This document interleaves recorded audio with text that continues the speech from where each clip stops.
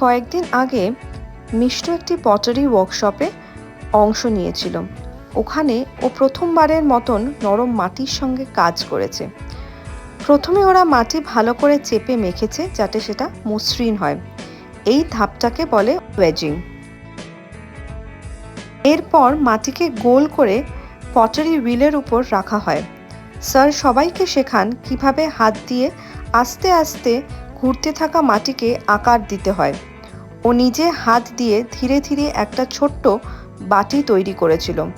পাত্রের গা যেন সমান থাকে সেটাও শেখানো হয়েছিল। পাত্রটি তৈরি হওয়ার পর সেটাকে শোকাতে রাখা হয়। এভাবে শোকালে মাটি শক্ত হয়ে যায়। পরবর্তী ধাপে সেই শোকানো পাত্রটি চুল্লি বা ক্লিনে বসানো হবে যাতে তা আরও শক্তপোক্ত হয়। এই ছোট ওয়ার্কশপের মাধ্যমে ও অনেক কিছু শিখেছে: ধৈর্য, সৃজনশীলতা আর নিজের হাতে কিছু তৈরি করার আনন্দ।